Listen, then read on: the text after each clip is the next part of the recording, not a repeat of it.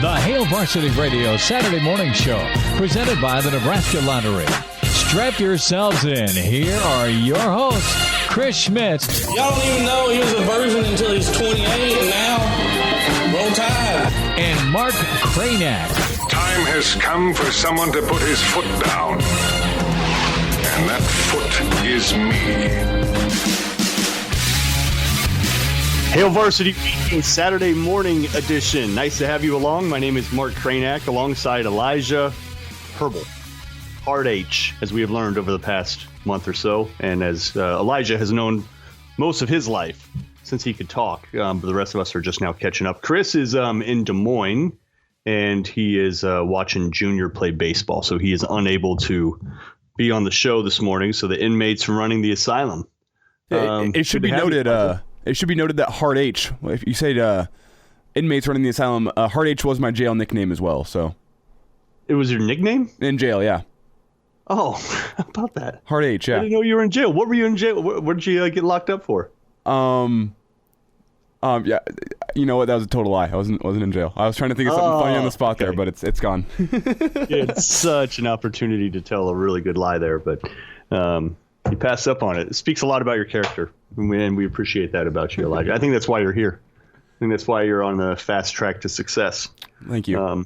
Yeah, very honest man. What a week. Look, it's hard to even know where to start. Like, it's Big Ten Media Days, which normally kicks off just the huge media story cycles, and you get plenty of topics because usually, in the past couple of years, in these settings or in and around this time, Frost and Nebraska say some things that piss people off, that show a certain level of bravado, that just become topical. There is a total absence of that, right? And at the same time that that's happening, you get this Texas-Oklahoma debacle. Texas and Oklahoma to the SEC. Maybe there's going to be a couple more. It's the dawn of the super conferences that people have been talking about for such a long time. So it wasn't really hard to upstage Nebraska this week because they didn't really say anything. When you look at what happened at Big Ten Media Days, Elijah, and I know you were alongside for a lot of it. Chris was on Radio Row, so he was getting a lot of interviews with all kinds of different teams, players, coaches. I had to sit down with Austin Allen, among others. You're just sort of like, well, where's the news? Like, what did Nebraska say? Because remember, it was in that setting. Hey, people better get us now because year two is really where it's going to take off around here. Right, Frost saying that. There is such a lack of. Are we looking at a humbled Scott Frost, a humbled Nebraska program, and is that good? Are we glad that finally? Look, I think we all embraced the bravado. Like, Big Ten's going to have to change their system for us. Yeah.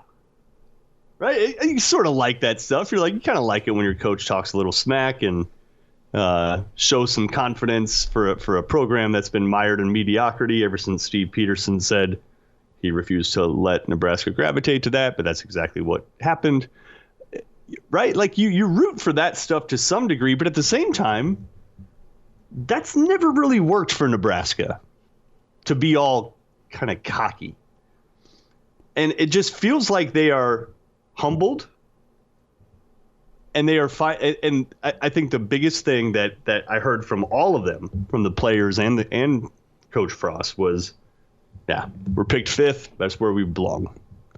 We got to earn it. Are you, Elijah, okay with what we're hearing from the team now, a seemingly humbled team that understands, just like the rest of us do, just shut up and prove it on the field?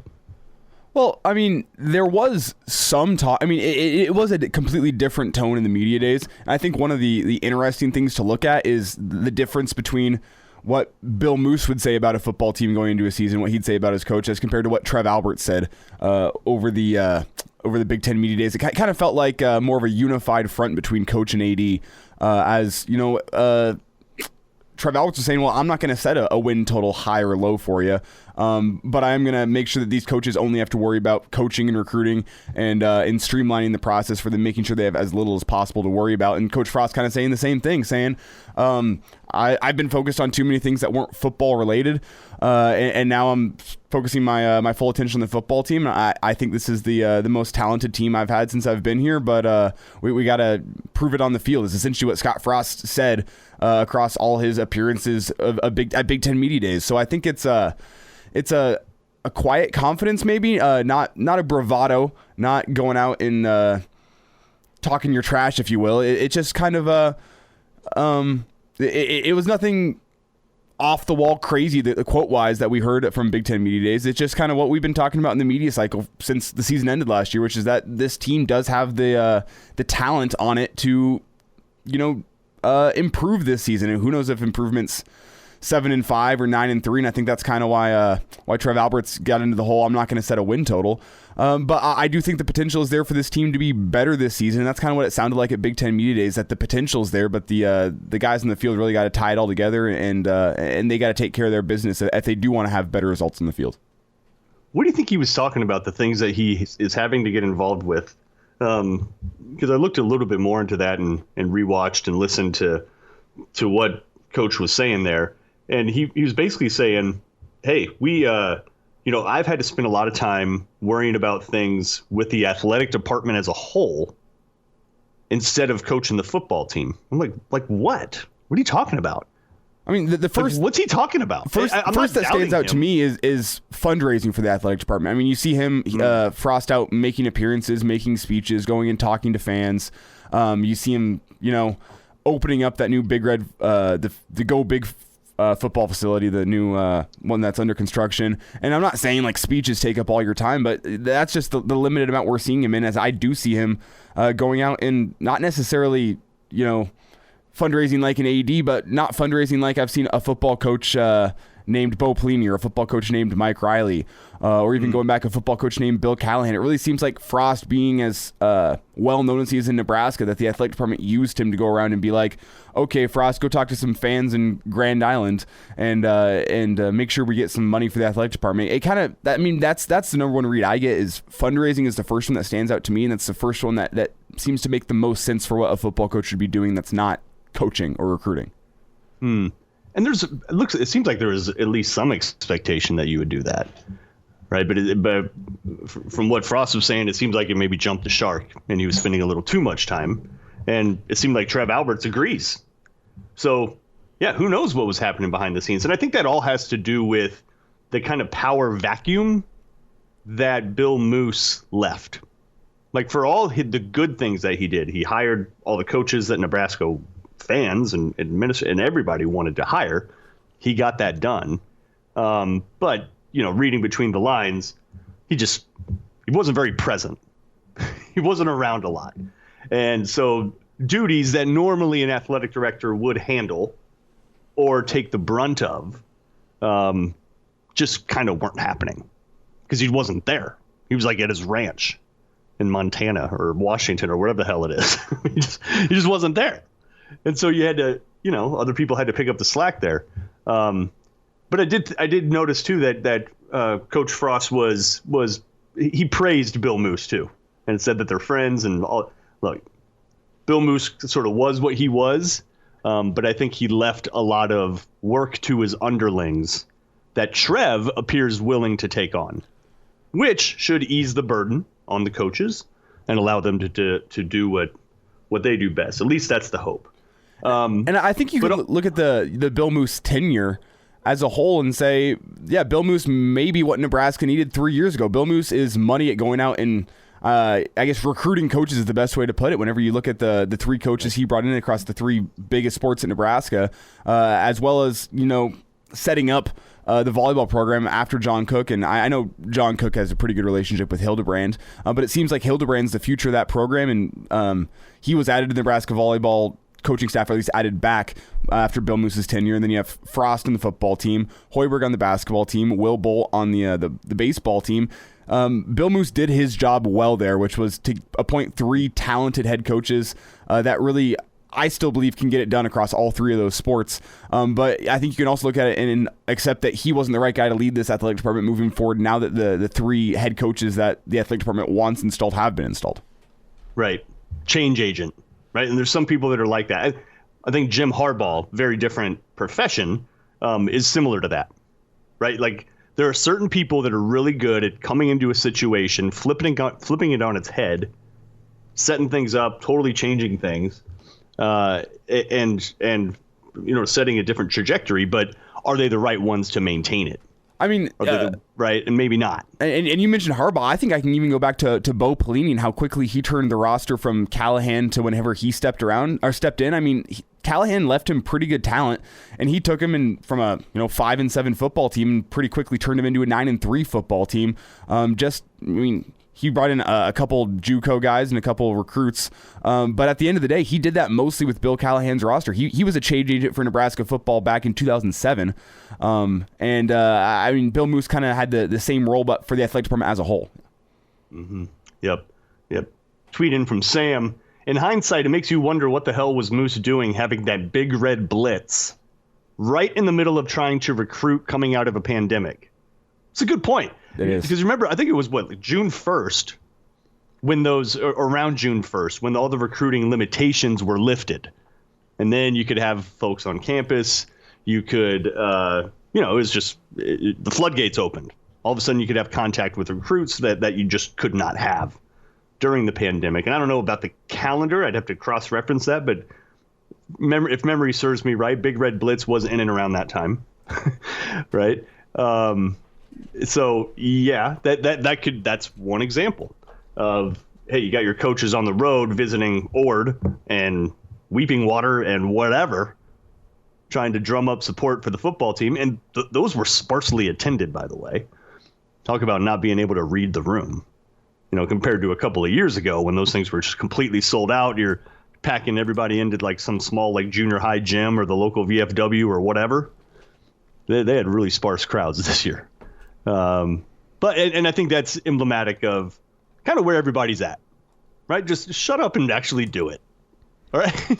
Like we appreciate the bravado. It's cool to talk a little smack sometimes within reason, but you better freaking win when you're going to do that. There's nothing worse than the guy that talks a bunch of smack, but then can't ball. You know what I mean? Like when you think of like pickup games, playing pickup. The dude that's just on fire talking smack. You can't guard me. And then he just bricks threes, right? Like, we don't need to guard you, man. It's like, dude, you're not really a threat here. But of course, all this is upended by the Big Ten Media Days is complete, and leave it to Texas to do that.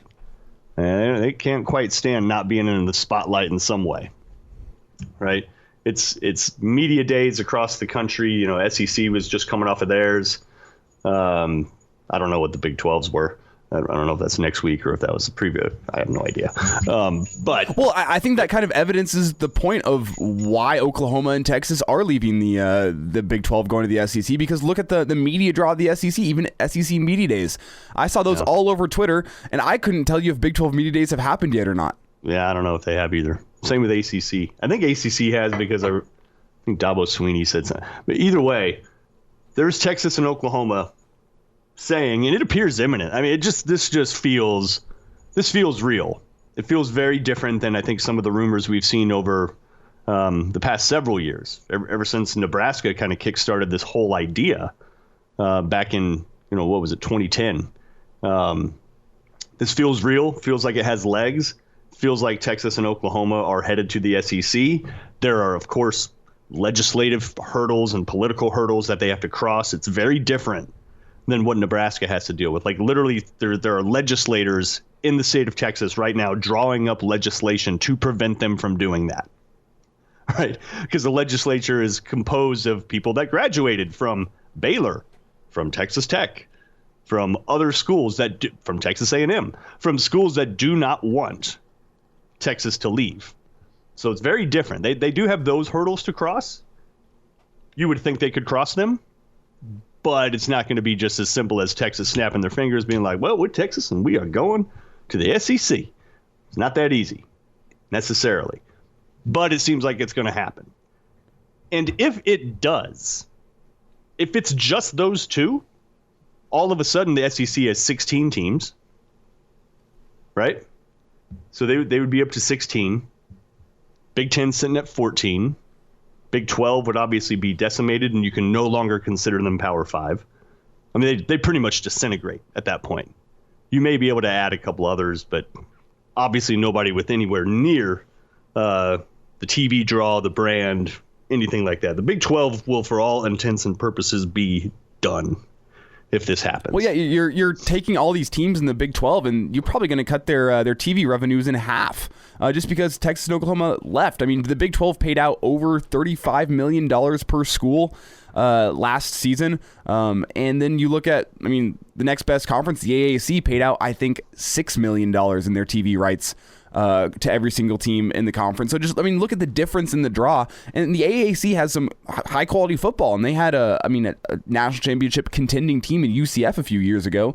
And you look at how much smaller their TV revenue deal is, where if you lose Texas and Oklahoma from the Big 12, who is going to draw in the eyes for the TV to for the TV companies to be able to say, okay, yeah, we'll pay enough for each team to get $30 million. Like, it's not going to happen without Texas and Oklahoma. And I don't know who the Big 12 could add to be able to get those eyes back to the Big 12. I mean, it seems like it's a death blow to every single other team remaining in the Big 12. Yeah, it leaves a lot of them scrambling, which in hindsight, despite Nebraska's lack of success in football since Nebraska joined the Big Ten, seems like a pretty good move now, doesn't it? Like, for all the frustrations you might have about Charlton Warren and the kind of pinky in the air, way of doing things in the Big Ten that's a little different culturally than what Nebraska fans like or are used to, Nebraska's in a good spot, right? Like, Nebraska is in one of those conferences that is going to be okay, right? Big Ten's going to be all right. SEC is obviously going to be all right. Every other conference, who knows? Who knows? Because the dominoes that this will now kick off has major impacts on the ACC, major impacts on the Pac-12, could have impact on the Big Ten, but I just don't see any Big Ten chancellor or president suddenly moving to the SEC. It's too much of a lateral move for them. So then the question becomes, who, if all of a sudden this is the dawn of the 16-team super conference, which has been rumored forever. Since Nebraska left the Big 12. Mm-hmm. It's been rumored forever that you're ultimately heading down the path of 4 16-team super conferences. Big 12 is no longer part of that discussion. It's basically going to be Pac-12, SEC, Big Ten, ACC. And the composition and makeup of those teams, or of those conferences, obviously are going to change. So if you're the Big Ten, who? Say you just need to add 2 more teams. Just 2 more.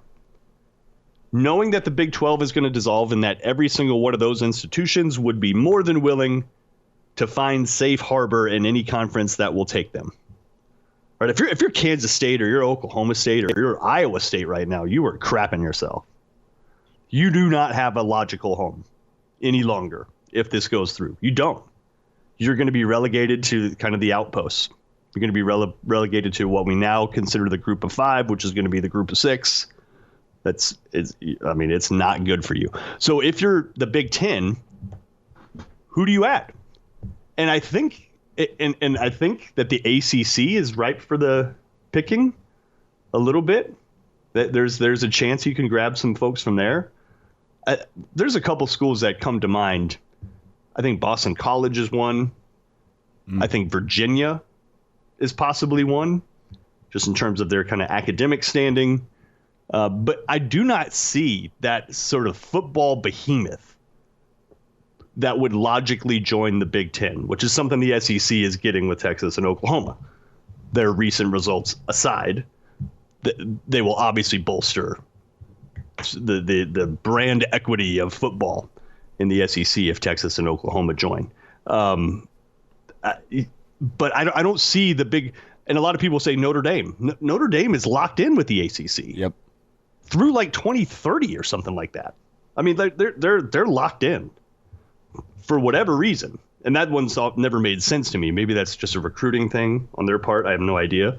But Notre Dame, for as obvious as they are geographically, and for how often they play Big Ten teams and all that stuff, I don't think you can count them in.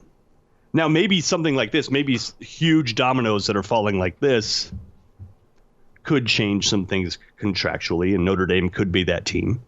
But it doesn't seem like it's them. So I think you immediately look at Kansas, because at least they're a basketball brand, and now they have a good football coach, and they could maybe rise to sort of a Purdue, Indiana kind of football level. And let's not forget, Kansas also opens up the Kansas City market to the Big Ten. I remember back when the Big Ten added Rutgers to get into that New York market. And I understand the New York market is so much bigger than the Kansas City market. But you look at the opportunities that Kansas City allows with, okay, you can now use Arrowhead for Big Ten championship games. You can go in and use the Sprint Center for, is it still called the Sprint Center? I don't even know anymore. But you could use that for, say, the Big Ten championship. I know Chicago has been hosting the Big Ten championship for basketball for a couple years now, but it really does open up another market. So that's why Kansas makes sense. But the football team doesn't make the most sense. But of all the teams in the Big 12, I think Kansas makes the most sense just because of the brand of Big Ten basketball as well as the brand of the Kansas basketball program. But if you add Kansas as one, I think you need to add another premier football program as your other team that you're going to add if you're also going to get to 16, right? But who is that? That's what I'm saying is, like, I don't see the team that's out there that would even be available. Yeah, and I agree with that. That's what you want to have. You definitely want, you got to get a premier football brand in there. Who? You think Clemson's coming? No. No. They're not coming. Miami? Florida State? Who? I mean, let's be honest. The ACC, I think, has the best shot to add Notre Dame and West Virginia, which sounds like two better teams to me than Nebraska would having Kansas and anybody else from the Big 12. So does the Big Ten look towards the Pac-12 and see if there's any teams they can scoop up from the Pac-12? I mean, I know that's not geographically making sense, but it kind of feels like the conferences that are together because of geographics is kind of a concept from 10 years ago now. It really doesn't feel like it matters where your school is located in relation to their teams in the conference. So does the Big Ten look towards the Pac-12 and see if they can scoop up a team from there? Pitt comes to mind. There's a chance Pittsburgh or Cincinnati. Now, does it wow? Is Cincinnati maybe? Does it wow you? Of course not. Pitt's not, some football juggernaut. We know that. Cincinnati, yeah, they've been good recently, but smaller school, smaller budget, whatever. So there isn't that team. So if that's the case, if you are looking at it and if you're just like, no matter who we pick or who's available, they're not necessarily going to bolster our football. Well, then you might just be like, well, then let's start looking at basketball and who can help us there. Kansas, obviously, they seem like the only sort of shoe-in if the Big Ten is going to add another couple teams, and then you'll have to see what happens in the ACC. You'll have to see what happens in the Pac-12.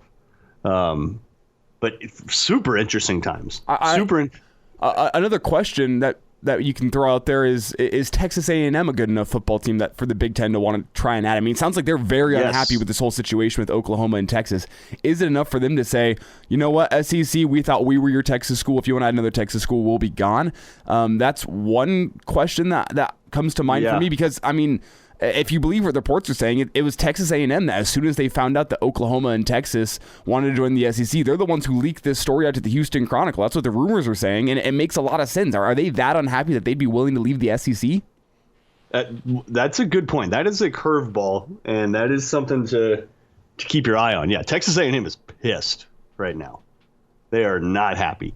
The thing is that there's no contract for it, but they had this handshake deal with the SEC saying that they'll be the only Texas school, but it's not written down anywhere. It's not.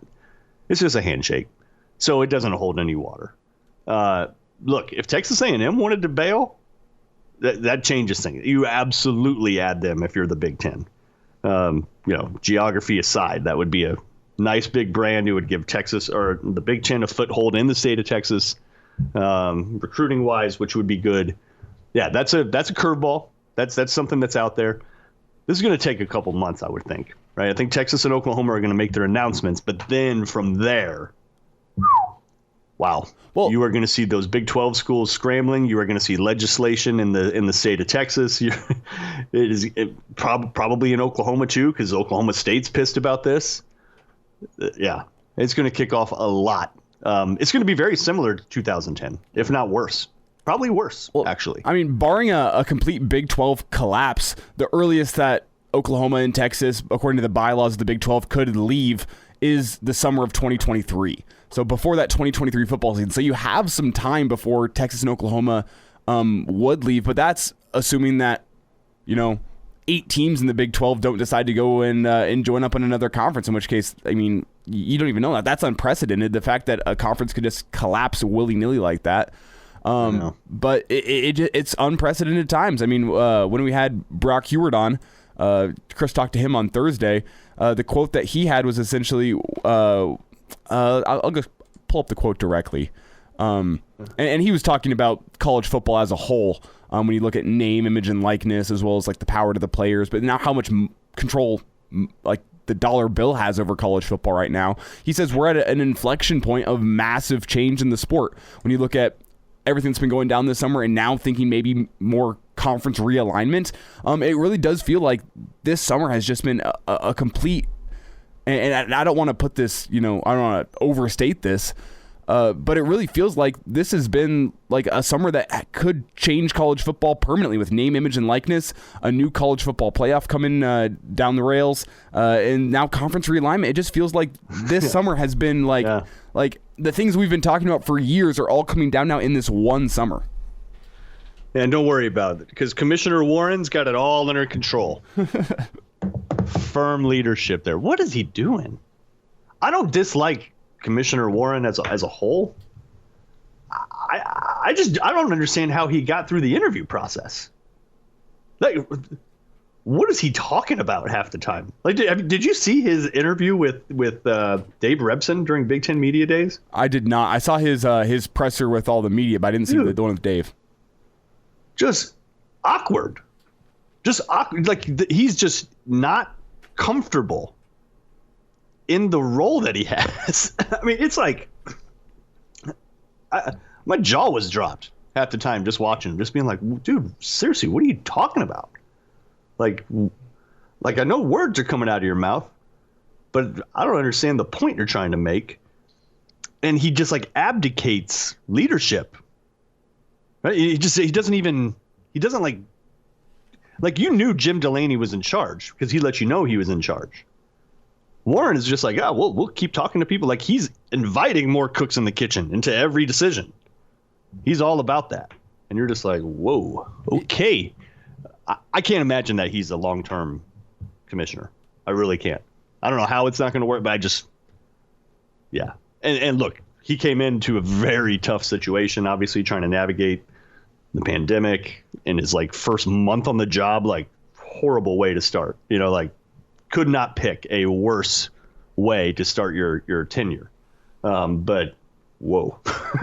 and while that's happening, right, like there are not a lot of people that just have confidence in Commissioner Warren. Well, it's just how it is. I'll come in and play devil's advocate here because I'm with you. I'm not a huge fan of how Kevin Warren has handled the last year, but we talked about how Bill Moose was brought in for a very specific purpose at Nebraska, and that was to install the head coaches that would set a foundation for Nebraska moving forward. Yeah. And then you look at Kevin Warren, he comes in a few years before a new TV rights deal. Was Kevin Warren just brought in to be the guy who would lead the Big Ten to these better financial waters? I mean, one of the reports out there predicts that come 2025, the Big Ten and the SEC are going to have by far and away the biggest TV rights deals. And if trends of a year ago continued, they had the Big Ten actually is getting a bigger rights deal than the SEC because Fox apparently, this is, all rumor, but apparently Fox wants to come in and buy all of the Big Ten TV rights deals. I mean, I know they have Big Noon Kickoff right now, and they have a lot of the Big 10 games, but apparently Fox wants all of the Big 10 games because Big Noon Kickoff has been such a success for them. So maybe Kevin Warren's a great guy to lead the Big 10 through a new TV rights deal and get all the schools the money that they need, but he's been put into a tough situation with COVID, and I don't think he's handled it well. No. And it just doesn't appear like he's just inspired confidence in really anybody. Any of the coaches, any of the administrators, any of the fans. Some of it unfair. I think he's received some really unfair criticism, decisions that actually weren't his. Like a lot of the COVID stuff was not his decision. Like just flat out wasn't, but he gets blamed for it. So some of it's not fair, but while conferences are realigning and while schools are going to be looking to join new conferences, you want your conference to be on very solid footing to help you there.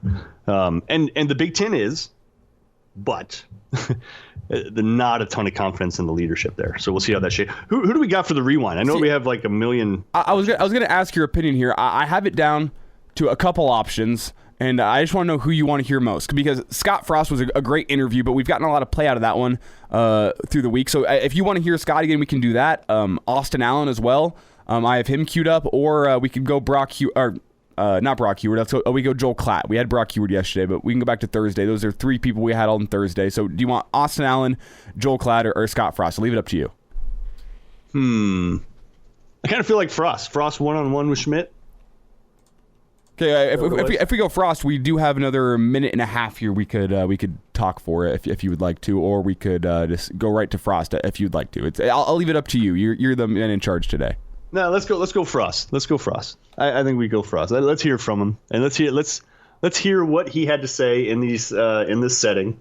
It's pretty rare that you get him in a one-on-one setting. It's pretty much the only time of the year that you will, unless you're with the official radio network. So, yeah, let's hear Coach Frost. So we need to step aside for a break, or we just go straight into it. What are you thinking? We step aside for a break. Yeah. All right, we'll step aside. And then we'll have Gary Sharp, Brandon Vogel.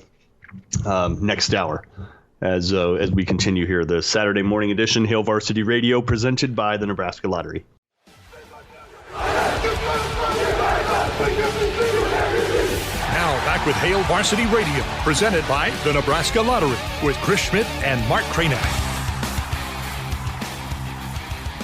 Back with you at Hail Varsity Radio, Media Days 2021, Lucas Oil Stadium, where we're at, home of the Big Ten Championship game. Head coach Scott Frost with us. Coach, thanks for stopping by. How's the day been? It's been a long day. They take me from one spot to another. I answer all the same questions over and over again. You're my last one, so yeah, good to see you. Yeah, yeah, for obvious reasons, right? So I'm going to start off and ask how this summer's been when it comes to fishing. I mean, have you caught some big ones? Have you had time to fish? Have you had a little relaxation? I haven't fished as much as I want. So my wife and I are actually building a house out at Sandy Point in Ashland. My mom and dad have been at Thomas Lakes since I was 1. My grandpa bought a house out there, and there's good fishing there. And I've been a couple times with my wife and Tim Carpenter, we were just talking about. Yeah. But I need more of that to get away whenever I have a chance. Sure. You privy to, you like crappie, you like walleye, if you're drafting a fish to eat or grill? Well, eat or grill is probably halibut. Okay. To fish for it, fly fishing is my favorite thing, to be out in a river wading and throwing a fly. Okay. All right. Scott Frost with us here at Hail Varsity Radio. So we got the fishing out of the way. I want to talk about momentum. Thank you for asking me that, by the way, because I'm tired of the other questions. Okay, well, now that we get to those, now we can get to some football stuff. And you talked a couple of different times today about momentum, and you got a team that's old and veteran, and they're ready to take that step. You know a lot about creating momentum with the teams you were on. You know, how do you communicate that, and also put it on display Saturday? It's easy to talk about, but it comes down to doing, and it sounds like you feel pretty good about your kids.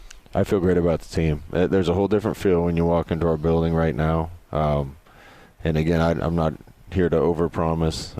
I just know how much progress we've made from a cultural standpoint, from a talent and depth standpoint. The kids are confident. They're excited. That being said, winning habits breed winning, and winning breeds more winning. And that speaks to the momentum. We're doing all the things right. I can't wait to see these guys catch a little wind in their sails and see where they can take the ship. Scott Frost with us here, Hail Varsity Radio, Big Ten Media Days. Let's talk about Adrian, and he has done a lot for the program. I appreciated how he handled things last year, the ups and downs, and was a really good teammate, and I'm anxious to hear from you on Adrian and just, I guess, his excitement level, and I guess the other part being, he slimmed down quite a bit. So from an agility and quickness standpoint, at least to my eyes, spring game wise, he looked pretty electric. Yeah, he's an exceptional athlete. Throws it really well. I'll answer this different than I've answered it other times. I went through the highs and lows as a quarterback at Nebraska. There were times I was the probably most hated guy in the state of Nebraska, and then finished maybe on the opposite end of the spectrum. And Adrian's lived pieces of both of that in 3 years. We tell him never let your highs be too high and your lows be too low. But he's experienced all of that. I think he's comfortable with where he is. He's talented enough to compete to be the Big Ten Player of the Year. We got better players around him. He's in good shape and he's confident, and I feel for him when he goes through those things, because the praise is always too great and the blame is always too harsh, and there's a lot that a quarterback at Nebraska has to wear on his shoulders, and he's worn that, and I think he's comfortable with it now, with his role and the pressure, and I think he's primed to have a good year.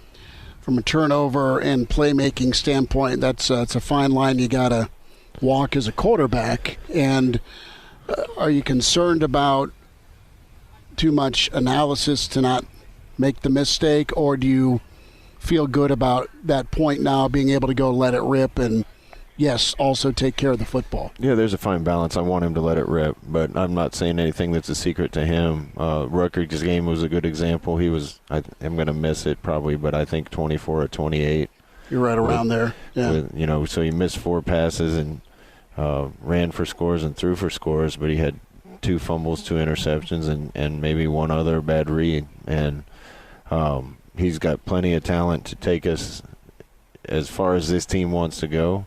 But not any different from the rest of the team. As a group, we got to eliminate the bad plays. And not that I want him dwelling on those. I want him to go let it rip. But we have to be mindful of not having self-inflicted wounds that put us in a worse position in a football game. A couple more minutes. Scott Frost with us here, Big Ten Media Days, Hail Varsity Radio.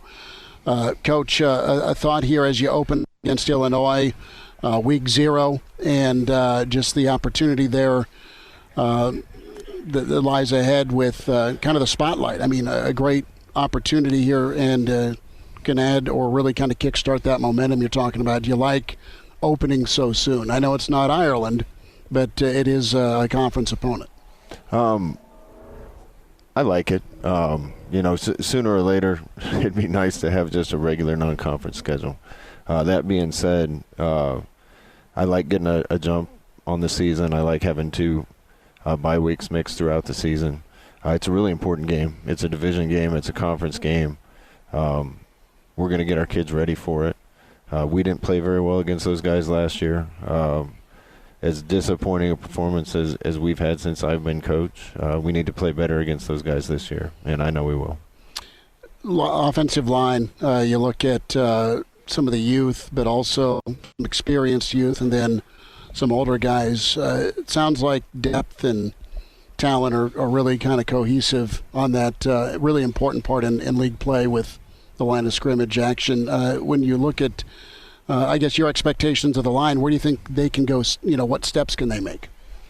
I think this group can have a chance to grow together and be the backbone of our offense and our team going forward. Mm-hmm. And it's a bunch of young guys. Obviously, we have some veterans that I've mentioned, but the young guys are the core, and it's Corcoran and Banks and Benhart and Piper and Juergens, and it's going to be Prohaska and other guys, and those guys are the type of talent and the type of personalities that we need, and I think guys that will make the former Pipeline guys proud. Last thought here. Scott Frost with us here, Big Ten Media Days on the field here, Lucas Oil Stadium. Coach, thanks again for making one last stop for us with Trev coming in. I think you said earlier you've had a chance to get caught up with him. Your thoughts on Trev and just having another Husker at the helm? Hey, I'm so glad they landed where they did, and Trev and I have talked multiple times already. I think he has a good feel for the things that have been happening at the university, and he and I have a lot of common visions about what we can do to make it better and to get the football program over the hump. I know a lot of the other coaches around the university are excited to have him. We wanted a Nebraskan. We wanted somebody that we knew and that knew our program and has been in our shoes, and not another outsider. I don't think we had time for that. It would have taken a year or two for that person to get comfortable in the job and get things set up the way he wanted, and it could have been a completely different direction than what we've been headed. And I think we've hit reset too many times in our program, and this is an opportunity to move forward with somebody that knows Nebraska without hitting reset. What would you have liked to have endorsed back in the mid to late 90s with NIL if you could go back? What would I like to endorse? Cabela's, first and foremost. I probably shouldn't be naming companies, but would have been pretty cool, though. Yeah, absolutely. Fishing, hunting, golf, so any of those I'd be all over. A little Callaway. There you go. Whoever, you said it. Scott Frost, Coach, appreciate the time. Thanks Good very to see much. you again. Appreciate it. The Hail Varsity Radio Saturday Morning Show, presented by the Nebraska Lottery. Strap yourselves in. Here are your hosts, Chris Schmidt. Y'all don't even know he was a virgin until he's 28, and now, roll tide. And Mark Kraynak. Time has come for someone to put his foot down. And that foot is me. Hail Varsity Radio, Saturday morning edition. Nice to have you alongside Mark Kraynak, alongside Elijah Herbel. And we are trying to get Brandon Vogel on the line, but having a little bit of trouble. He has a built-in excuse, though. He has a built-in excuse. The managing editor for Hail Varsity, who joins us every Saturday, he's got an infant, right? You got an infant at home, you kind of have a built-in excuse for just about anything. Because they really see, here's the thing with babies, Elijah. I know you do not have one yet that you're aware of. They are very selfish. They do not care about you. They do not care about your goals, what you have planned. Very selfish little human beings. All they care about is themselves. They're very whiny. They poop themselves. I mean, they're just, they're kind of little disasters. Very cute. Very cute, but they can't do anything for themselves, and it makes it tough. So I got a good little story here. After my senior year of high school, my aunt and uncle, they worked for the U.S. government overseas, and they, as a graduation gift, they flew me out. They said, we want you to see the world a little bit. We'll fly you out to where we are, and you can come stay with us for a few weeks. So I got to spend a few weeks in the country of Mozambique in Africa, which was beautiful. Really incredible trip, like one of those once-in-a-lifetime trips, like incredible. But they have lions and stuff there. Oh yeah, so we went on a little safari, and I actually saw 2 lions getting down and dirty in some grass, actually, which was a very unique experience to see. That was one of the once in a lifetime things that you can't see that at the Omaha Zoo. Lion sex. If you had that on your bingo card this morning. Okay. Yeah. Continue. But anyway, my aunt and uncle, they had 3 young children at the time who now they're a little bit older. That was 5 years ago. So I think at the time their youngest was 1, their middle child was like 4, and then their oldest was like 6. So what I learned that trip was that just spending time with those 3 kids was probably the best form of learning birth control that you could ever have out there. Because I mean, after spending a couple weeks with young children, I went, I am not even close to ready to be in a place in my life where I want to have kids. It was, I don't want to say it was terrible, because like it had its moments, but also I was just like, yeah, no, this is, I'm not going to go through this like at any point in the near future in my life. No, and then especially when they turn into toddlers. That's basically where they turn into little drunk people. That's basically what they are. They're just little drunk people. Their balance is terrible. They're making poor decisions all the time. They're still capable. They can pick things up. They can clutch them. They can run around. They can still move, but they don't know what they're doing yet. And the only thing they want to eat is chicken nuggets. Well, that, yes. or little puffs. Yeah. And when you try to, you cannot sit down, like simple things. You cannot sit down on a couch or a chair for any length of time because your toddler, they're not doing it intentionally, but they basically spend the whole day trying to injure or maim themselves, and you have to prevent that from happening.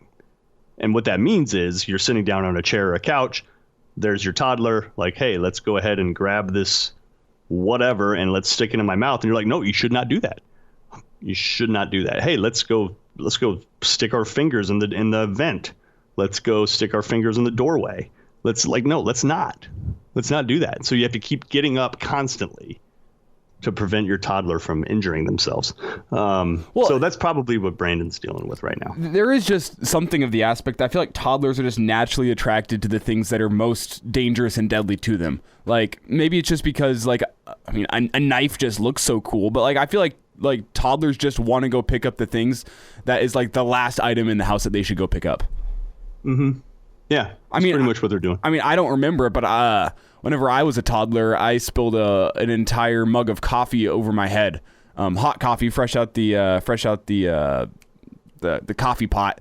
My dad filled up his own mug for when he going off to work that day, and me being a toddler found the most dangerous item in the house and spilled it over my head. So that was smart. One of those moments that's probably just been erased from my own memory because of how traumatic it was. I don't remember it all, but it's I'm told this story a lot of the time that my parents heard me crying in the kitchen. They come in and just find me covered in coffee.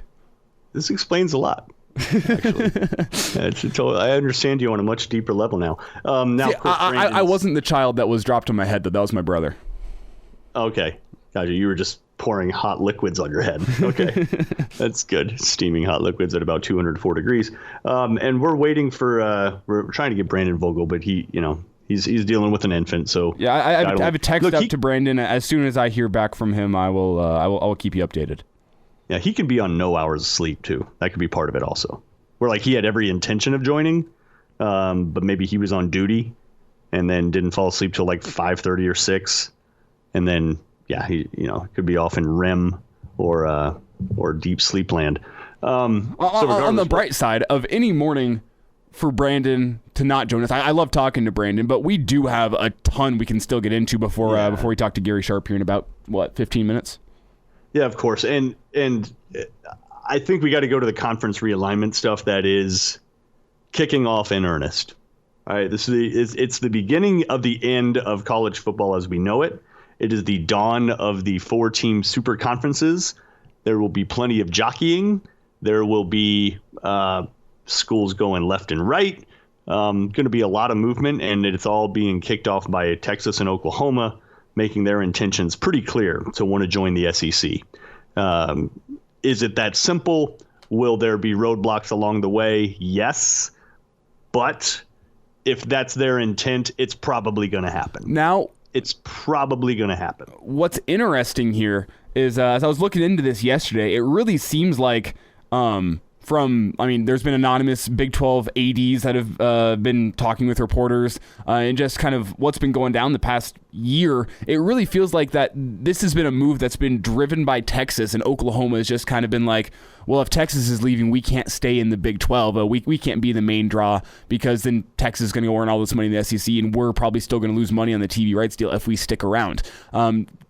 Texas funded kind of a little study. It was Texas, their AD, along with the West Virginia AD, where I think it was about 8 months ago, right at the beginning of the year, they went through and they essentially went and reached out to the TV networks and were trying to get a gauge of how much money that they'd be making in the next TV deal. This is according to The Athletic. I read an article yesterday from Bruce Feldman that discussed this, where it was Texas and West Virginia leading this charge going, okay, how much money are we set to make in this next TV rights deal? And they essentially learned from the ESPN and Fox that ESPN and Fox haven't even thought that far down the road about if we want to even, re-sign the Big 12 in a TV rights deal.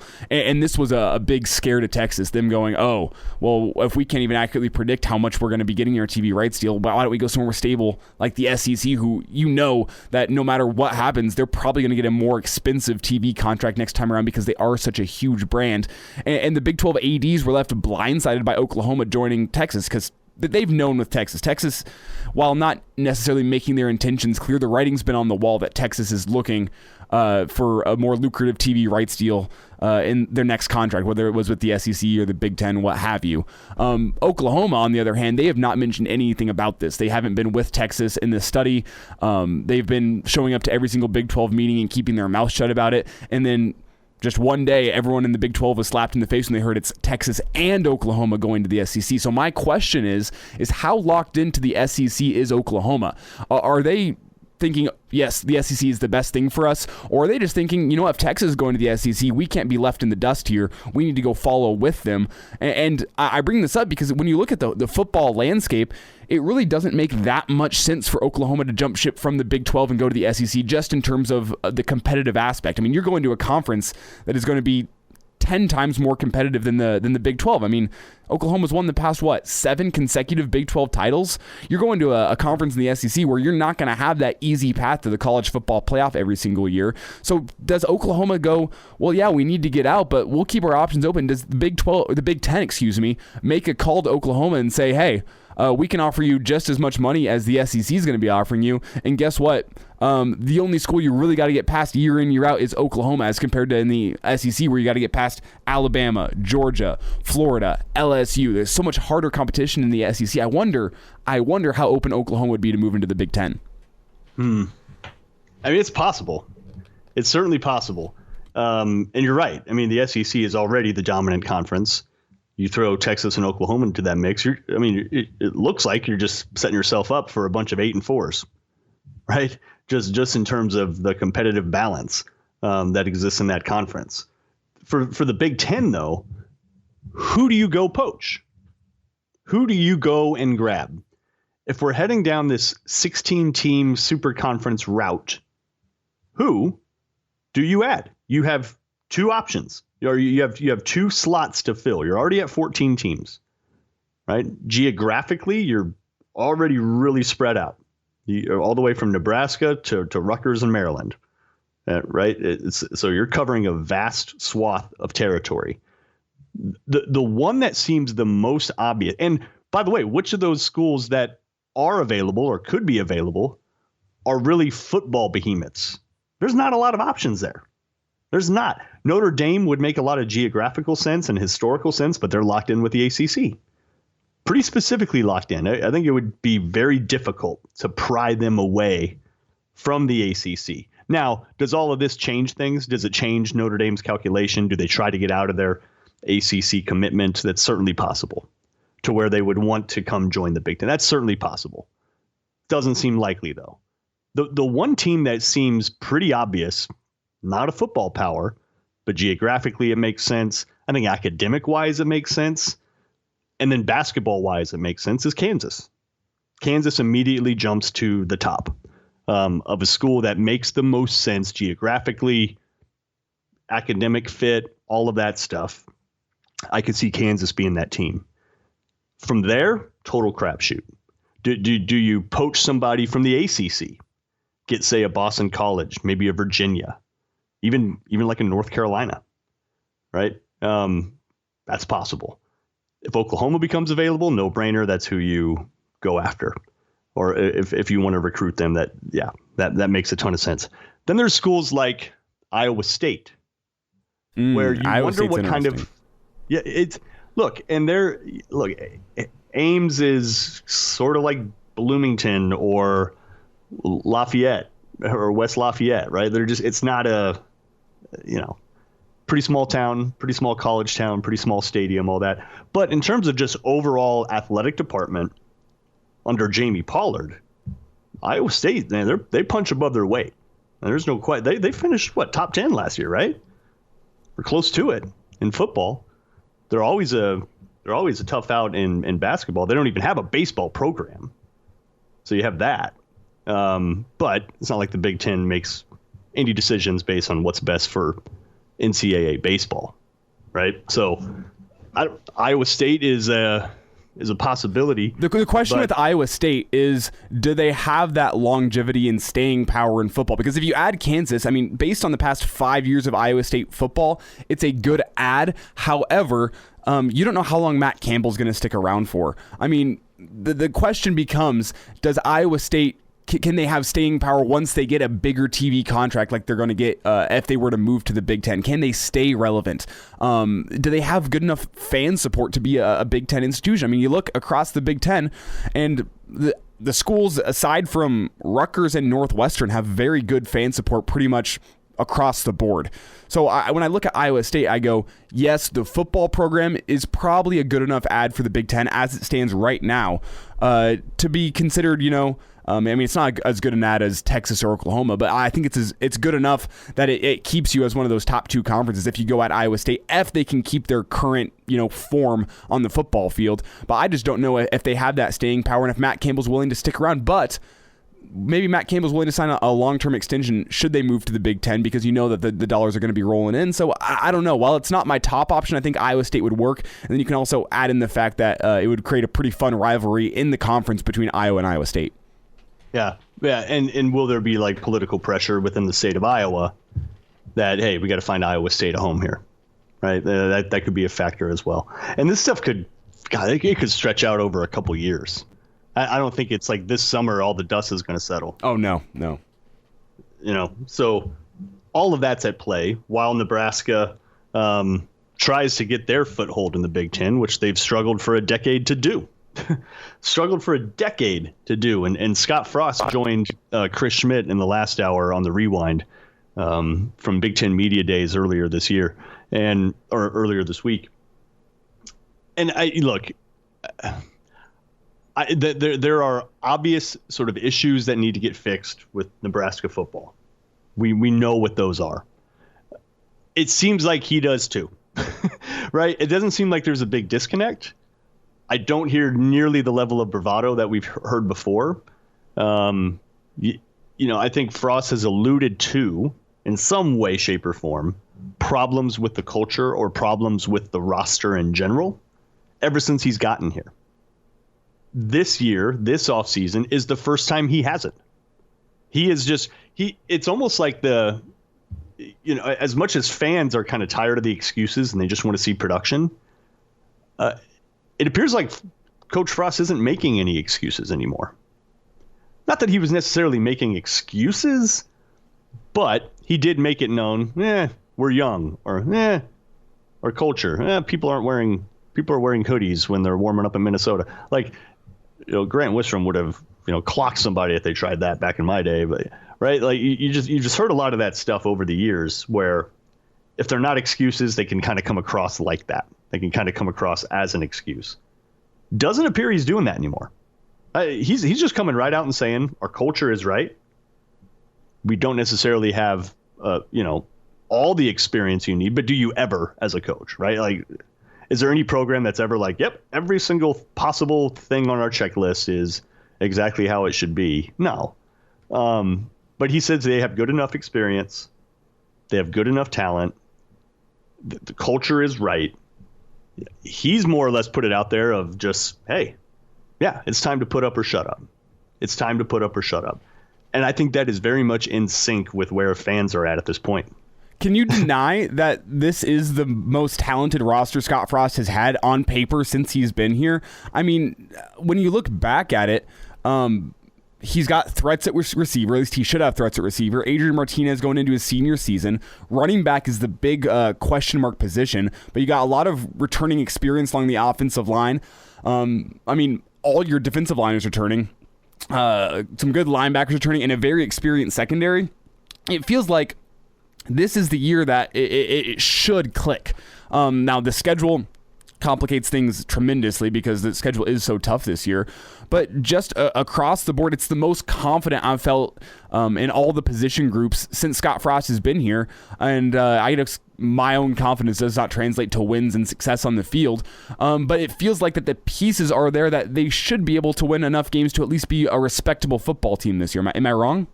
It does appear that way. There are just very few positions that you look at where you're like, oh my God, that has to get fixed, or oh my God, that's a problem. Oh my God, what are you going to do there? You can maybe say outside linebacker. You can maybe, but even then, you still have to generate a pass rush. But JoJo Doman's returning this year, and he looks like he's been developing in that role. And who's going to be the guy across from him? Is it Caleb Tanner? Feldarius Payne looked like he made some strides in the offseason in the weight room, and he looked good last season. So I think there could be enough there. But again, it's not going to be that Randy Gregory type pass rusher on the outside that made Nebraska's defense so fearsome under Bo Pelini. No, and Blaze Gunnerson is on the rise too, as a highly recruited guy out of Iowa that had some injury problems but flashed a little bit in the spring game. So that would be the one position, save for JoJo Doman, who I think is one of Nebraska's best players, period. Save for him, but he's more of your hybrid in coverage type guy than he is a pass rusher. But defensive line, you mentioned it. I'm not sure people really realize. I think you're legitimately looking at 4 draft picks on that defensive line at minimum right now. Ben Stille's going to get drafted. Would you agree with that? Like, do you see the draft coming and going and Ben Stille not being a part of that? The draft's always so hard to predict, especially the full season. But if he keeps up the way he's been playing, no injuries, anything like that, and I definitely see him being a late round draft pick. He doesn't have the athleticism that you look for in a guy that's going in the first 2-3 rounds. But when you're looking at rounds 5, 6, 7, he does seem like a guy who's going to get drafted, especially when you look at the guys like the Davis twins, who, while they didn't have the most decorated career at Nebraska, the body type and the physicality that they showed just translates well to an NFL roster. And I think Ben Stille fits that same mold as the Davis twins. Mm-hmm. So you got him, and I do disagree a little bit on the athleticism front. I think he has more than he's maybe been given credit for. Sneaky athletic? Well, right, coach on the field side. No, but I mean, really, he's, he was playing like safety and tight end and kick returner and all that when he was in high school. So, and he's ate his way into being a defensive lineman. So I think there's some athleticism in there. And if he's a little more comfortable carrying all this extra weight now, maybe that athleticism will shine through a little more. It did some last year. I mean, when he breaks free, he can track ball carriers down, right? So you got him. You got Damian Daniels. He'll be a draft pick. I don't think there's any question about that. As long as his conditioning keeps going to where it should go, you can absolutely put him as a 3-4 nose in the NFL. He'll translate well to that. Ty Robinson. He's a couple years away, but he's definitely on the rise. He had quite a few snaps. He'll be a draft pick. Mark, can you check your mic real quick? You're giving me some modulating sounds. Can you make sure it's plugged in correctly and stuff? We might have to try recalling you. Can you just talk for a second? Yeah, I'm talking here. Yeah, let me just call right back. I'll just call right back. Yeah. Right back. Okay. So we're efforting to get Mark Kraynak back in here. But what I'll say about this team is, Ben Stille, athletic, that defensive line, we're going to continue talking about that. It just doesn't feel like there is a liability along that defensive line. Mark, do we have you back here? Yeah, we do. Is this better? Not at all. Oh, my goodness. Why don't we step aside? Because we got to get to Gary Sharp next anyhow. Yeah, we'll step aside here, see if we can get this issue fixed. And when we return, we'll chat with Gary Sharp, and hopefully we'll have the technical difficulties fixed, because it feels like it's just actually gotten worse over the past 2 minutes. Okay. Let's get out of here. Hail Varsity Radio, presented by the Nebraska Lottery. Glad to have you back. Yes, sir. You heard me right. Here are the guys, Schmidt and Kraynak. Well, Hector, here's the game plan. You're going to bring us 2 absolute martinis. You know how I like them, straight up. And then precisely 7 1/2 minutes after that, you're going to bring us 2 more. Then 2 more after that every 5 minutes until one of us passes out. Excellent strategy, sir. Saturday morning edition of Hail Varsity Radio presented by the Nebraska Lottery. It's Elijah Herbel. We're about to be rejoined by Mark Kraynak as we're fixing some technical difficulties on that end. So Mark is going to be back here in a few minutes. But right now we're excited to welcome in the Iron Horse, Gary Sharp. Hear him on 1620 The Zone up in Omaha. And Gary, we've wrapped up Big Ten Media Days, and I think it's been more eventful than anyone was even expecting when you look at the situation with Oklahoma and Texas, and we'll get to that in a second. But when you look at Big Ten Media Days, it feels like we had a unified front from Scott Frost as well as the AD, Trev Alberts. But would you agree with that assessment that this has felt more unified between Alberts and Frost than we really did between Moose and Frost? I don't know. I think you have two people who are pretty strong that have the same belief that either one runs the program, the other oversees it, that they know that there has to be success in year number 4. And, I think they have the same idea of the process on how to get there. I think it's good that they kind of said a lot of the same points, talking points, but they have an understanding of where this needs to go. And, it's not like, I give credit to Scott. It wasn't like he was avoiding that the first 3 years have been rough. And I think he really can't say much until they play a game where people are going to roll their eyes. But he can tell you that he's aware of the challenges Nebraska's had the last 3 years, and it's been mostly self-inflicted, and then go with the process of how it's going to be fixed. But this time of the year, everybody's optimistic about this team. It's not like Nebraska had a good Thursday. It's nice and quiet. There's no major storylines that you can really beat to death. Nebraska just needs to play a football game, so some of the stuff that's been talked about now for 7+ months, we can see on the field. But I will tell you that Trev Alberts came across really, really well. That's the Trev Alberts that I've gotten to know. A very polished, very point message, and very much a presence in Indianapolis when he talked to media. Talking with Gary Sharp here on the Saturday morning edition of Hail Varsity Radio, efforting Mark Kraynak, getting him back in here. But Gary, before we get Mark back in here, I just want to get a general feel. Is that, from people like us in the media, you kind of use Big Ten Media Days to get some storylines as we make it through fall camp and into the season. So what do you think the storylines for this Husker football team are going to be now that we've made it through Big Ten Media Days and we're 4 weeks away from kickoff against Illinois, or 5 weeks, I guess? Yeah, we're 5 weeks from today. That's crazy to think that summer is just flying by. I think you have to separate it into all three phases, offense, defense, and special teams. I think with the defense, I think the storyline is guys came back for a reason. Do they play with a ton of pride? Are they able to get off the field on third down? Are they able to create some turnovers? Actually, you could say the equivalent of that on the offensive side of the ball to be successful. But I think we're going to find guys are playing for pride that are on that defense. You return 9 of your 11 starters, your top 8 tacklers. They came back for a reason. Well, they can show it right away. And you know what? There's no reason why this defense can't be successful throughout the entire season. Now, they got to fix some things, and they got to find a couple other playmakers and be solid, I think, especially at the second level. But there's no reason why Nebraska shouldn't be at least give you a chance every Saturday on defense for your offense to do something. And then on the offensive side of the ball, it all comes back to number 2. What kind of a season is Adrian Martinez going to have? We think that this is the last hurrah that he will have the kind of season that we've all been anticipating. I think he feels the same way as well. Well, he's going to need some help from his friends, and I think Nebraska's got to have a stellar running attack. I think Nebraska has to find a couple of running backs, if one, that can carry the load and that is reliable when the chips are down, Nebraska can run the football, and thus it ties into the offensive line. You know, there's things to like on the offense, but we don't know as much over there because they haven't played yet. And then special teams.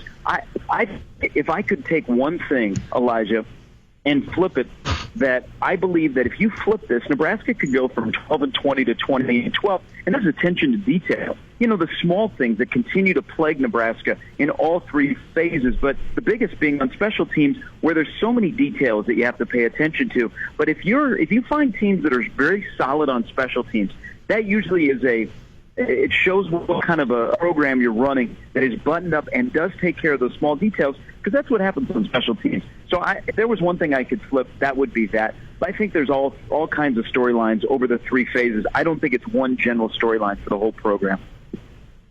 Gary Sharp is with us on Hail Varsity Radio. Gary, you mentioned running back and the position there. It's just not settled, but there are options. Feels like a 4-team race to me, want to see if you agree, and I want to see who you think will emerge as the top two, which Coach Frost did mention at Big Ten Media Days that he's really just looking for. He doesn't want a running back by committee thing. He doesn't want 4 or 5 guys shuffling in and out, right? In order to go fast, you kind of mentioned that with tight ends too. In order to go fast, which they do want to do some, you just got to be able to rely on a couple guys to carry the load. I think your options there are Marvin Scott, Gabe Ervin, Jaquez Yant, and Marquise Stepp. Would you agree that those are the top 4? And if so, who do you think emerges as the top 2?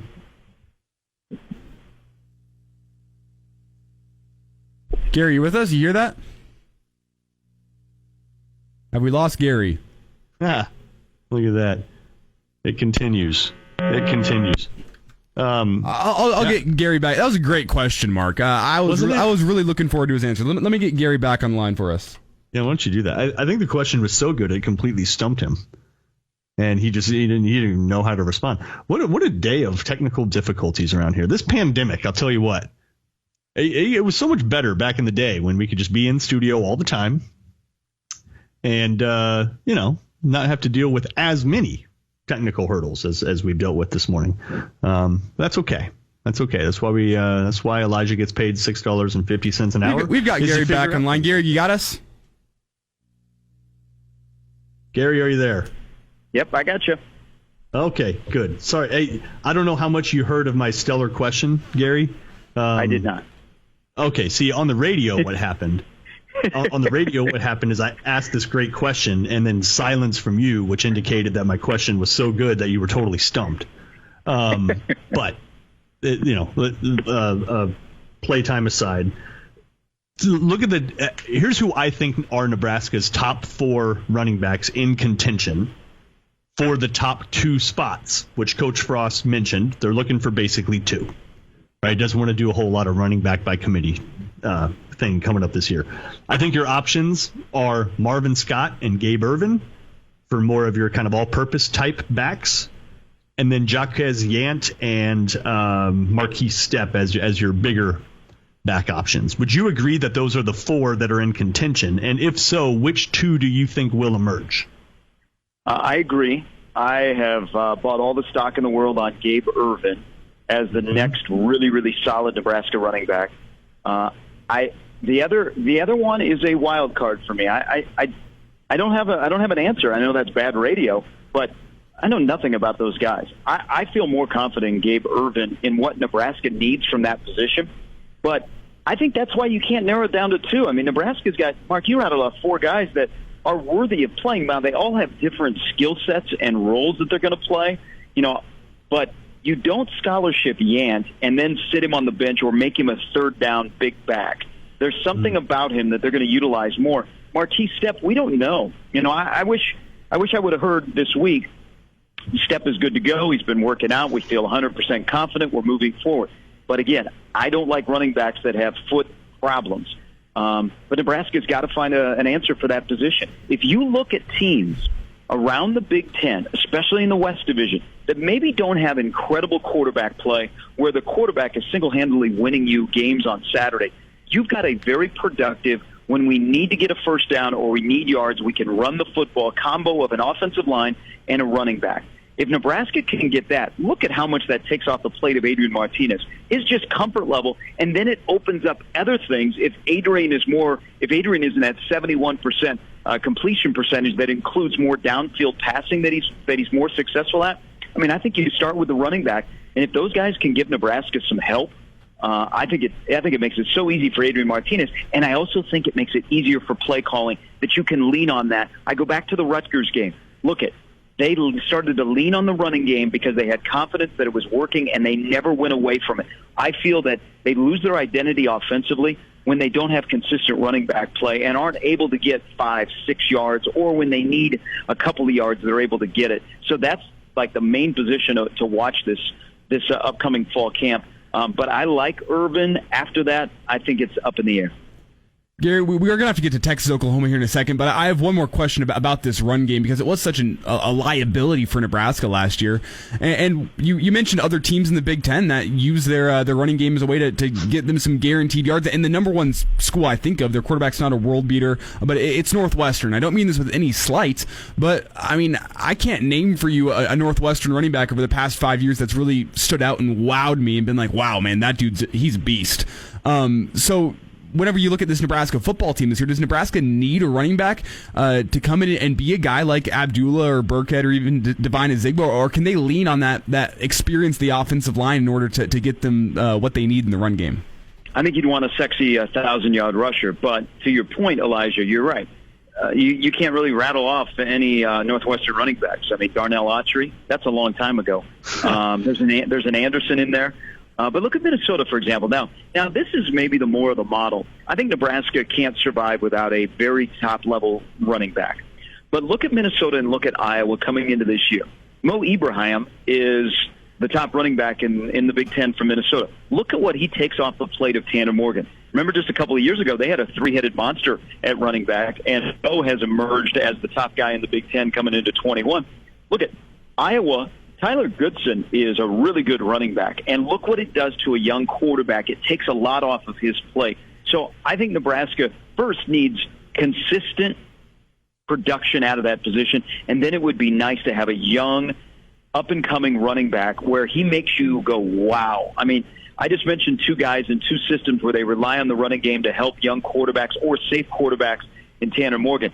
They also are pretty good. I think Nebraska, if they can get that model, and that's a young freshman that we saw bits and pieces of during the spring, that would be ideal for Adrian Martinez and the rest of his team. And we didn't even mention Sevion Morrison, Ramir Johnson. They have a chance too, well, right? And, it could easily figure in. Savion Morrison is one that we're all kind of waiting for. We really want to see him play. But it seems like when we get ready to watch him, he's not there. I expect him to try and make some noise during the fall. But good point, Mark. He's one that we kind of forget because we haven't seen, and he's running either COVID or injuries. If he's on the field and he plays like people speak of him, or we saw him in high school in Tulsa, then there's another guy into the mix. Nebraska has options. They need somebody to take that position and not give it back, so that we're not talking about, well, we got 4 to 5 running backs. No, we're talking about we have a number one running back, and then we have some nice complementary pieces to that number one running back. Yeah, when you consider injuries and you consider experience and fit and all those things, it just, I don't know. And the fact that Yant got put on scholarship in the off, it feels like it's going to be Urban in the end. But we'll see. We'll see. I guess that's why they start practice next week to find out. All right, Gary, Texas and Oklahoma, SEC. The dawn of potentially the 16-team super conference, and it's starting with the SEC and starting with Texas and Oklahoma. Let's just start there. There are some procedural things that Texas and Oklahoma are going to have to deal with, like with state legislatures and all kinds of political things that Nebraska didn't have to go through or would not have to go through, just because of the makeup of their state and their government and how many colleges are in those states and all those sorts of things. All that said, do you see any of those kinds of roadblocks preventing what seems inevitable, which is Texas and Oklahoma at a TBD date joining the SEC? Well, I think it's risen above presidents, chancellors, athletic directors in the state of Texas when you're at the board of the regents, and it'll probably end up on the governor's desk. I expect Oklahoma and Texas to make the move, but it's going to be choppy getting there. And Texas A&M isn't going to be happy, and who knows what will happen to the Big 12. But it's the mini NFL and the SEC, and the SEC, they're in it for money. I also think there are going to be some things that come out that Texas, and then the Big 12 has bowed to Texas, and they're going to kind of get what they deserve. But I'm surprised that Oklahoma, who's not as strong a brand as Texas, is going with their rival into a new conference. But there's a lot of money there. But I think what we're going to find out on why these two top brands in that conference wanted to break away is there's a lot of stuff behind the scenes that probably we're not privy to that are going to come out. And I think it's not necessarily the money, but I think the TV deal is a big, big deal. The prestige of the TV deal and how big is the bat that the Big 12 swings compared to the SEC when it comes to their TV rights and where they are positioned? Now, I'll give you an example. How ironic is this? We're getting excited about a 50th anniversary of the game of the century in 71 coming up in the middle of September in Norman. But look at the impact of that game. Nebraska tries to get out of the game. It was probably one of the notches on the side of Bill Moose has got to be moved into retirement because of the way that was handled and whose feelings were hurt, and it became a power play. And then look on the other side. Joe Castiglione was livid, absolutely livid, that with everything they were putting into that game and all of the buildup and the requests that they had, not only for that day, but they don't like playing at 11 a.m. in September in Norman because it is so hot. They made a special request to the Big 12 and to Fox, and the Big 12 did not back them up. And so it's very rare, with all the money that schools make from a TV contract, that an athletic director would go after a TV network. I don't think they felt the support of the Big 12, and I'm sure that was the last domino in whatever Oklahoma had against the Big 12. But I expect this to happen, but I think it's going to be really, really choppy. But it has to happen. This has to be the last year for those two teams in the Big 12. We saw what a lame duck year can be like. It was miserable for Nebraska. There's no way that those two schools can stay in the Big 12 until 2025. Gary Sharp's with us here on Hail Varsity Radio, Saturday morning edition, as we get a little bit into the Texas and Oklahoma news. And Gary, how mad do you think Texas A&M actually is here? I mean, it sounds like they may have been the ones who leaked the story out that Texas and Oklahoma were looking to go to the SEC. So do you think that Texas A&M is mad enough that they could look to relocate out of the SEC now that Texas has come into town? First of all, they would be idiotic to relocate. There's no way they would relocate. I mean, they've got so much invested in their program and the brand and the money that they are not happy, and they leaked the story. Come on. The beat writer for Texas A&M for the Houston Chronicle was the one that put out the story. It just happened to be on the day that Texas A&M was at SEC Media Days. We're not dumb. We can put all of the things together. I think you're going to have to, massage Texas A&M a little bit, but I can see why they're mad. They broke away from Texas. They're hated rival. So they could have their own identity in the state of Texas, and it's benefited them because they can use the SEC brand. Hey, we're the only school in Texas in the SEC. Now you've got the monster in Austin that has more money than God that is going to be in the same conference. I can see why you're upset, but they would be idiotic to leave the SEC. They've expanded the stadium. They've invested in facilities. They've got that brand. They won't leave, but they're going to need a big, long hug probably from Greg Sankey, and maybe something behind closed doors makes them go from being irate to, oh, okay. But if you got Texas and Oklahoma, Texas and Texas A&M playing every year, I think there's going to be a fan base that would come around on that.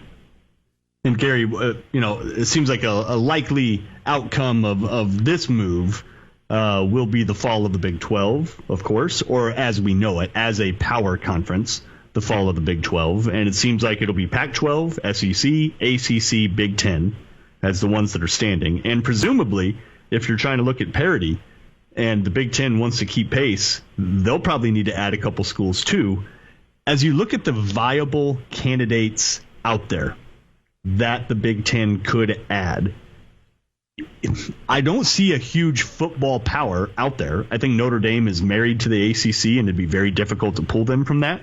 So I don't think there's a bunch of big football brands out there that would be ripe for the taking. It feels like Kansas, from an academic standpoint and at least a basketball standpoint and a geographical standpoint, makes sense. They seem like they would be a shoo-in. Wondering if you agree with that. But then who gets that last spot if the Big Ten decides to add a couple teams, which in all likelihood seems like will happen at some point in the next couple years? Okay, I'm what blanket guy here because it's become a thing in college athletics. It's no longer about the TV boxes. It's no longer about Jim Delaney wanting to add Rutgers so he gets the New York City market. It's all about brands. Brands are greater than TV boxes. Streaming is better, and that's where we're going. So with that said, do any of the teams that are being mentioned in the Big Ten float your boat? For me, no. I think Nebraska's got 14 strong brands, the Big Ten's got 14 strong brands that they need to help those brands. They've got the largest brand in all of college athletics in Ohio State, and they've got some really, really good ones. I think what they need to do today is they need to make sure they've got 14 strong brands, because are they just adding teams to be adding so they can keep up with the SEC? Because as you laid it out, Mark, and other people have, who out there goes, whoa, here we go? You know what? The brands that would be available are the two that are going to the SEC or Notre Dame or somebody on the West Coast like USC, and we know that's not going to happen. So I don't know what Kevin Warren's going to do. This is a whole other world for him. Jim Delaney would be perfect, and Jim Delaney would probably try and poach Texas, Oklahoma before they got to the SEC. But I don't think right now, I don't think the Big Ten should just expand so that they can have 16 and they can be the second mini NFL. They need to look at their 14 brands and make them the best as possible and not just be adding to adding and hurt the league, because Rutgers coming in, they really haven't given you anything in football. You know, Nebraska is a brand, but they haven't given you everything you wanted in football. I think you focus on your 14 and watch everybody else and what they do. And then also, in the back of your mind, think, man, what's going to be like when those contracts start coming up in 2025? Are we even going to have conferences? Is the Big Ten going to exist? Is it just going to be 16-team conferences littered throughout the country? I mean, that you have to think of those things as well. And, you know, what's our confidence level on the commissioner of the Big Ten being able to handle all those pieces on his own without making committees all over the place trying to come up with a decision? Oh, geez. That's a whole other can of worms, Gary. And we're going to have to – we can spend a whole segment on that, on Kevin Warren. Look, Kevin Warren came into a tough situation, obviously, taking over for Delaney and then doing so in a pandemic. But who is he inspiring confidence in? And Gary, we only have like a minute left. But, like, okay. I'm shocked at like words are coming out of his mouth. Like you watch his interview with Dave Revson at Big Ten Media Days, and you're just like, that's the dude that's running the ship. I don't want to run over my allotted. I can't imagine he's in this position for a long time. I don't want to run over my allotted time. Your question, I will say, that's hard to figure out when you ask who he is inspiring confidence in. I don't know. I don't think he's a strong. I think he's very talented at what is in his wheelhouse. But in this case, I don't think he's got a sole focus where I'm the bottom line. He likes to consult with other people, make a decision, make a Big Ten decision, not leave it to schools and presidents and chancellors. And that's scary in this new age of a TV contract is upcoming for the Big Ten. And what's going to happen with the dominoes that happen in college athletics?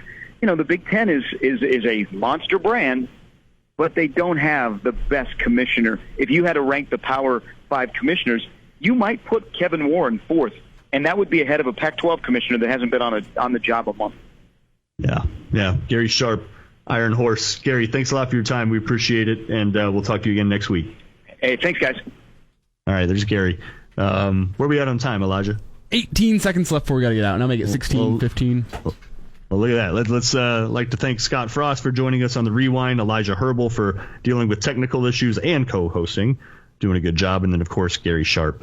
I'm Mark Kraynak. Thanks for joining us on Hail Varsity Radio, presented by the Nebraska Lottery. We'll talk to you again next weekend.